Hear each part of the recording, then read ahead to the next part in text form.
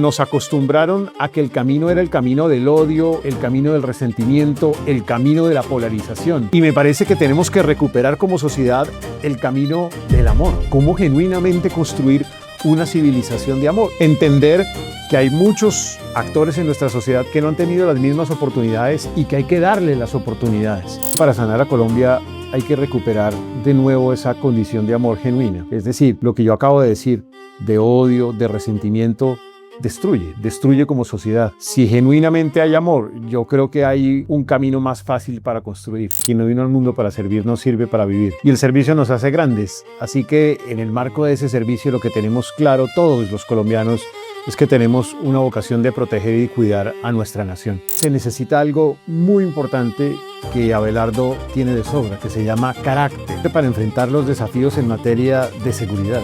Carácter para enfrentar los desafíos en materia de salud. Carácter para tomar decisiones difíciles en materia económica. Es un gobierno distintísimo al que hemos tenido en toda la historia del país, porque no estamos en una elección cualquiera. Estamos en una elección en donde nos estamos jugando el futuro de la democracia y el futuro de las instituciones. Entonces, lo primero que quiero decirte es gracias por estar acá y gracias por lo que estás haciendo por el país. Muchas gracias, Julián. De verdad, muy grato estar contigo en el día de hoy. Linda coincidencia, porque hoy es el Día de los Niños No Nacidos y es un día muy importante en homenaje a la vida y en homenaje en el fondo también a la familia. Y lo que me trae aquí pues es únicamente eso mismo que te ha traído también a ti, y es una profunda vocación de servicio, porque como decía la Madre Teresa, quien no vino al mundo para servir no sirve para vivir. Y el servicio nos hace grandes, así que en el marco de ese servicio lo que tenemos claro todos los colombianos es que tenemos una vocación de proteger y cuidar a nuestra nación. Estoy con ese propósito y por eso gracias por esta invitación.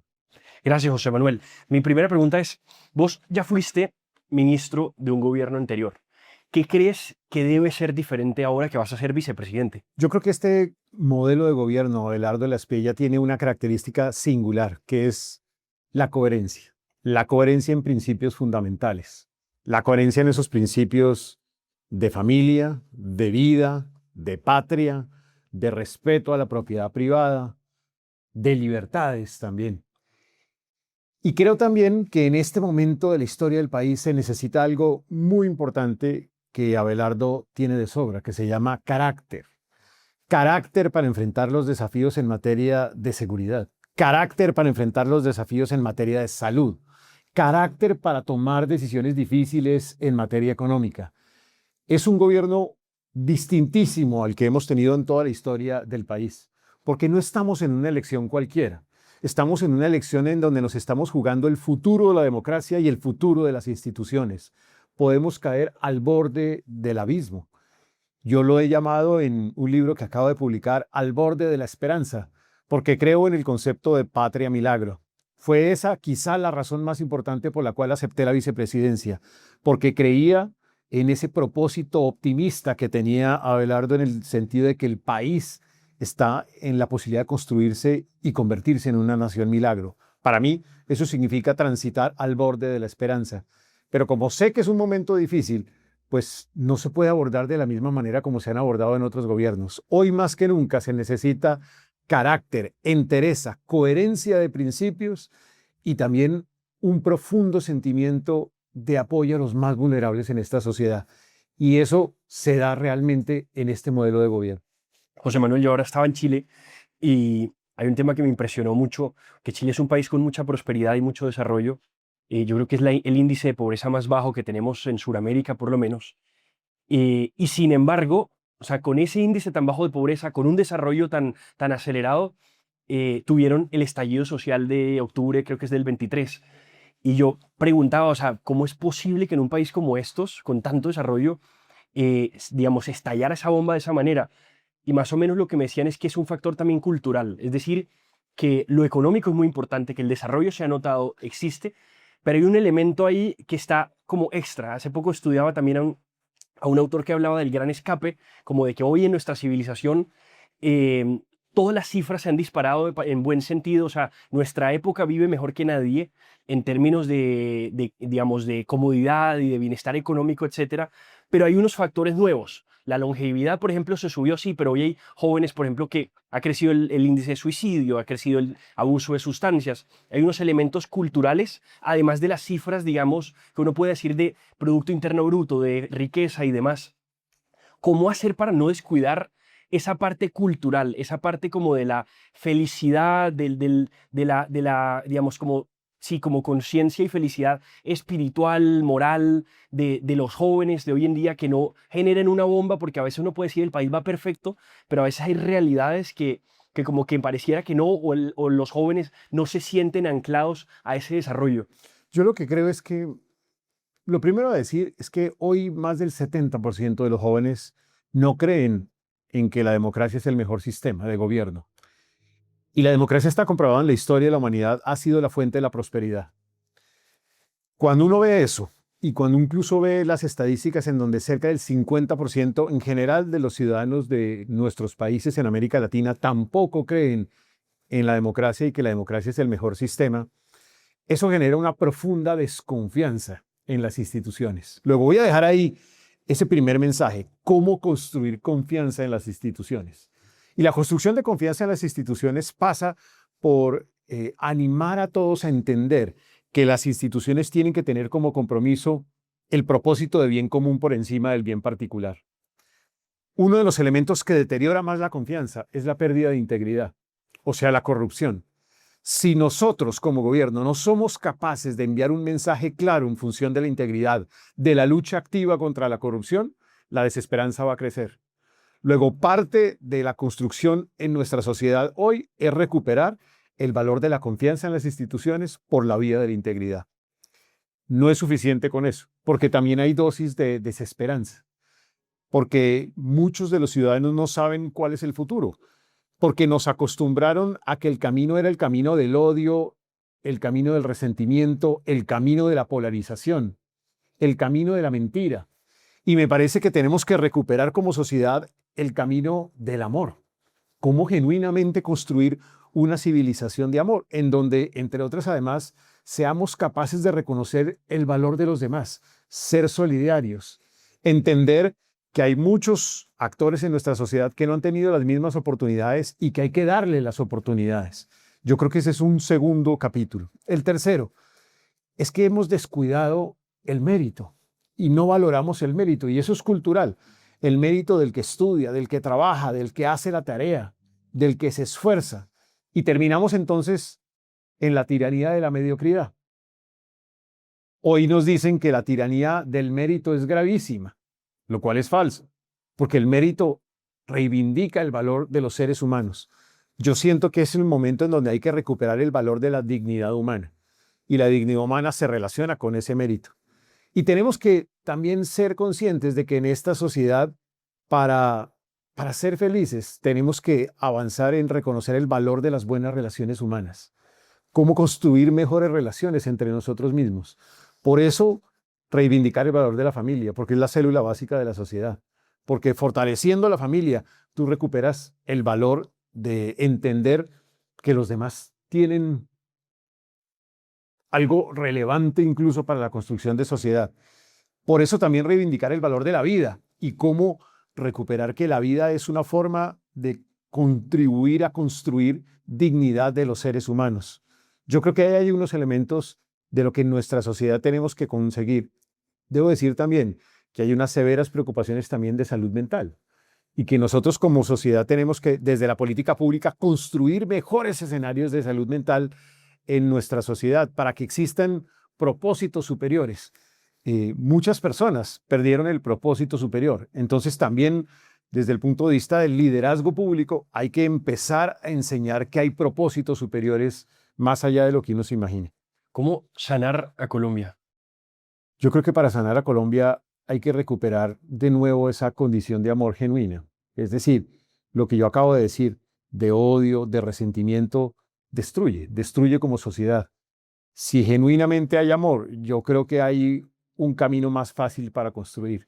Pero cuando hay amor, tiene que haber un compromiso genuino en la vocación de servicio. Quienes estén en el ejercicio público no pueden lucrarse con ese servicio público. Tienen que servirle a los demás. Por eso vuelvo sobre el punto sobre el cual partía. la vocación de servicio tiene que ser el compromiso central en el ejercicio del liderazgo público. El ejemplo en el liderazgo tiene que ser de tal manera que ese ejemplo de liderazgo público se irradie desde lo personal, desde lo familiar, desde la condición de padre, desde la condición de esposo, desde la condición también de líder o de gerencia pública. Hoy, tristemente, nuestros líderes no representan eso. No son ejemplo en nada. Dicen que el ejemplo no es la mejor forma de aprender, sino la única. Y hoy no son ejemplo en sus actuaciones personales, ni en sus actuaciones de padres, ni en sus actuaciones de esposos, ni en sus actuaciones de gerentes. Cuando, por ejemplo, uno ve líderes públicos que despotrican de aquellas personas que han trabajado con ellos, recurrentemente es una demostración de falta de liderazgo, una demostración de que ese no es un buen liderazgo. Entonces, si desde el liderazgo nosotros no proyectamos ese compromiso con el servicio, ese compromiso de amor, ese compromiso con los demás, ese compromiso de ejemplo, va a ser muy difícil construir una mejor sociedad. Ahora que hablabas de la tiranía de la mediocridad, hay un efecto muy extraño entre, si pones a un lado las empresas y el mundo, el mundo público, la función pública, hay una gran crisis en la función pública porque mientras que una empresa para sobrevivir necesita ser exitosa y tener mérito y desarrollarse a partir del mérito y satisfacer con un muy buen servicio y muy buen producto, el problema es que hoy los partidos políticos tienen como un incentivo perverso hacia la burocracia como manera de supervivencia. Entonces, generar contratos corbatas, o, digamos, crear cargos ficticios, porque esos me representan votos y están generando como una cultura contraria al mérito en lo público. ¿Qué se puede hacer para una reducción del gasto que sí sea eficiente? Pero lo primero es romper esa cultura clientelar, porque si no, entonces los partidos políticos se convierten en microempresas electorales, en donde el propósito del partido es reelegirse, no es servir, no es proponer, no es tener una ideología, no es respetar unos principios y unos valores. Los partidos entonces terminan siendo simplemente agrupaciones de pequeñas microempresas electorales. Por lo tanto, el único camino es tratar de buscar la forma a través de la cual ese partido puede lograr de nuevo la reelección. Y eso en el fondo, en el ejercicio de lo público, destruye la construcción de bien común. Nos convierte en un escenario de política con P minúscula, no con P mayúscula, en donde la política termina siendo desvirtuada por una mera vocación electorera. A mí me parece que eso hay que solucionarlo de raíz. Este es un problema que no podemos permitirlo, entre otras además, en nuestra sociedad. Entonces, el punto es que como sociedad también pues nos hemos llenado de burocracia estatal. Parte del propósito de reelegirse es conseguir burocracia estatal. Y la burocracia estatal a lo único que lleva es a estados imposibles de administrar, fiscalmente inviables, entre otras. Yo siento que hay que hacer un esfuerzo de nuevo genuino por disminuir el tamaño del Estado, que el Estado sea eficiente, que el gasto público sea eficiente. ¿Se puede lograr? Claro que se puede lograr. Incluso recientemente ha habido en la historia de América Latina casos en donde, como la Argentina, logra disminuir el tamaño del Estado y logra disminuir el déficit fiscal. Para eso hay que reconocer primero que estamos en un escenario de un déficit fiscal absolutamente inmanejable. Lo segundo también es tratar de encontrar si esa burocracia contribuye o no a mayores niveles de eficiencia o simplemente lo único que está generando es una burocracia clientelar. Te voy a poner un ejemplo. Este gobierno tomó la decisión de incrementar el valor de la UPC en salud, pero la UPC que se incrementó no fue dirigida a los medicamentos o la atención en salud, sino fue dirigida a una cosa que llaman equipos básicos médicos, que no son nada distinto a una burocracia clientelar para hacer política a través de la salud. Eso es ineficiente. Mucho más eficiente dedicar ese recurso a que el 90% de los colombianos tengan acceso a lo que hoy no tienen acceso. Hoy el 90% de los colombianos no tienen acceso a los medicamentos completos porque no existe el recurso suficiente para ese fin. Entonces yo sí creo que hay que hacer un esfuerzo de eficiencia de gasto público, de tratar de definir cada rubro del presupuesto realmente sirve o no sirve a los propósitos de servir al ciudadano. Y si no sirve, pues hay que recortarlo, porque no hay otro camino, pero hay que atreverse. En este momento ninguna de las campañas está hablando de una reducción del tamaño del Estado distinta a la nuestra. Entre otras, además, porque estamos convencidos de que esto es absolutamente insostenible. Y creo que en ese ejercicio, pues uno también tiene que ser consciente de cómo por ejemplo, se vuelve eficiente en el marco de la relación entre el Estado Nacional y los estados de los territorios. O sea, ¿qué sentido tiene que desde Bogotá, desde una oficina del DPS, se defina una placa huella en San Pedro? Eso no tiene ningún sentido. Eso es una demostración de profundas ineficiencias. Entonces, ¿cómo lograr también aprovechar este momento para descentralizar funciones y para concentrar la función del Estado en lo estrictamente indispensable?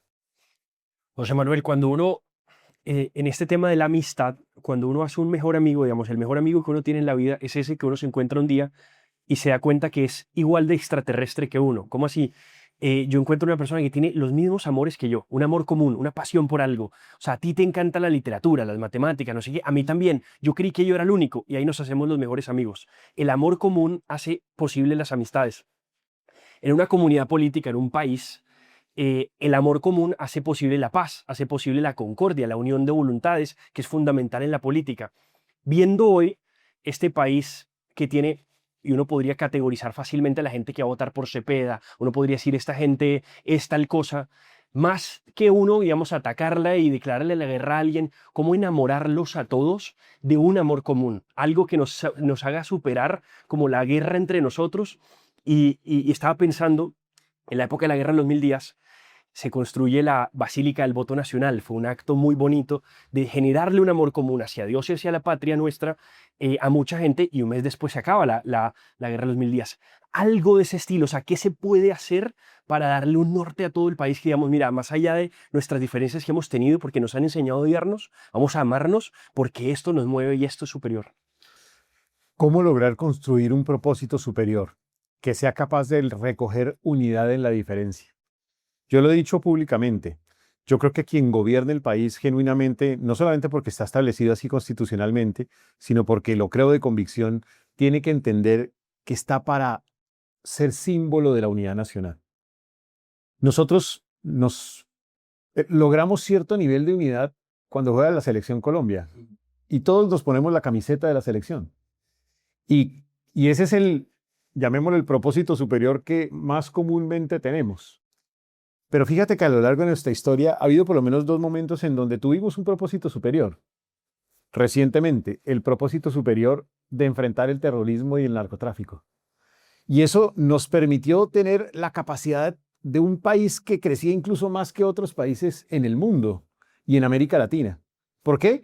Porque dijimos, no vamos a dejar que el terrorismo nos venza. Lo hicimos también durante la pandemia, donde logramos salir adelante, incluso además como una nación que logró salir adelante en medio de muchas difíciles circunstancias y mucho mejor que otros países de la humanidad. Pues llegó el momento de construir ese propósito superior. Y la manera de hacerlo es con narrativas optimistas y positivas, no la narrativa del odio, no la narrativa de mirar para atrás, porque el pasado no es el que va a construir hacia adelante, es el futuro el que vamos a construir. ¿Por qué no, por ejemplo, aprovechar este momento para decir, Colombia tiene tres activos que nos hacen poderoso? Colombia es el segundo país más biodiverso del mundo. Colombia es, según el Foro Económico Mundial, el país con el mejor talento emprendedor de América Latina y del Caribe. Y Colombia es uno de los países con una mejor fortaleza de los territorios, porque tiene diversidad en esos territorios, porque tiene patrimonio artístico, porque tiene patrimonio literario, patrimonio religioso, patrimonio arquitectónico, patrimonio cultural. ¿No será que en esos tres capítulos uno tiene la posibilidad de ponerse de acuerdo en que vamos a ser en el 2050 una nación milagro? Y en donde quepamos todos, aún en las diferencias, no significa que todos terminemos pensando lo mismo, porque también qué mamera que todos pensemos igual. Yo creo que en esto no hay que lograr homogeneidad, sino que hay que reconocer que esa diversidad es la que nutre el país y que eventualmente en las diferencias puede haber cambios, pero no con el ánimo de destruir la nación, sino con el ánimo de construir ese propósito superior de largo plazo, esa Colombia del 2050 que va a ser capaz de aprovechar todos esos activos que tiene para llegar más lejos. Y eso puede ser a través de proyectos culturales, eso puede ser a través de proyectos de infraestructura, eso puede ser a través de proyectos humanos, eso puede ser a través de proyectos sociales o eso puede ser a través de proyectos productivos. Yo creo que hay que lograr ese enamoramiento en ese propósito superior de nación. Yo tengo la idea, ya para terminar, de que el mejor gobernante debería tener cabeza de profesor manos de empresario y corazón de misionero. Y tengo varios amigos que me han contado que han hecho misiones contigo, que han ido a visitar pues, a lugares muy periféricos del país. Para terminar, me gustaría que nos contaras un poco de eso. He tenido la fortuna de entender con mi familia que debíamos, en los momentos en donde teníamos algún grado de tiempo, ir juntos a servirle a otros que no han tenido las mismas oportunidades que nosotros. Yo estoy absolutamente convencido de que, pues en el fondo somos bendecidos porque hemos recibido algo que otros no han recibido. Y cuando uno recibe eso, lo que le tiene que enseñar a sus hijos es que ellos también tienen que ser generosos con los demás. Una forma de generosidad es que en algunas semanas a lo largo del año, normalmente una semana en el primer semestre, otra semana en el segundo semestre, la primera coincidía con Semana Santa, la segunda con algún otro momento, lo que hacíamos es que recorríamos Colombia. Hubiéramos podido ir a Miami, no sé, a cualquier otro lado, pero yo les enseñé y con mi señora le enseñamos a nuestros hijos que lo primero que tenían que conocer era nuestro país, pero que no solamente lo que conocían al lado, si conocían Medellín o Bucaramanga o Barranquilla o Bogotá, sino conocer lugares distintos y llegar a esos sitios y descubrir que hay personas que no han tenido las mismas oportunidades. ¿Cómo conquistarlos alrededor de la esperanza? ¿Cómo enamorarlos alrededor del amor? ¿Cómo compartirles fe? ¿Cómo compartirles alegría?